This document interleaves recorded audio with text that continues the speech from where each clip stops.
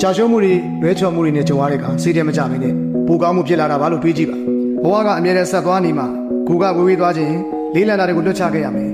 ဘဝတစ်လျှောက်မှာနာကျင်စရာအချိန်တွေကြုံရမယ်ပြောစရာတွေလည်းရှိမယ်ဘဝတသက်မထဲမသွားပါဘူးပြီးခဲ့တာတွေပြီးပါစီတော့ဘယ်လို trauma မျိုးပဲဖြစ်ဖြစ်အဲ့ဒီအရာတွေတွေးမိလာတိုင်းကိုသတိလေးကပ်ပြီးတွေးကြည့်ပါ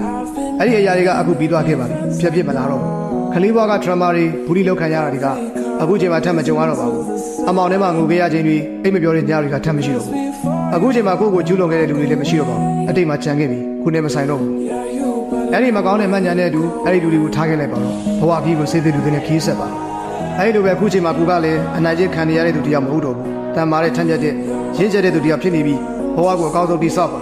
မပြောခဲ့ရတဲ့ငယ်ဘဝတွေအတွက်ဒီအချိန်မှာပူပြောင်းနေပါမပြေဆုံးတဲ့ဘဝတွေအတွက်ပူကြိုးစားပါနာကျင်စရာတွေကနေကိုယ်တိုင်ပြန်ထပြီးလှပစွာတည်ဆောက်နိုင်သွားတဲ့အခါကိုပြိုချပျက်စီးခဲ့သူတွေကိုကျေးဇူးတင်မိလိမ့်မယ်သူတို့ကြောင့်ငါပူတမ်းမာလာတာငါရဲ့အရေးချင်းတွေကိုပို့အသုံးချလာနိုင်တာလို့တွေးမိပါလိမ့်မယ်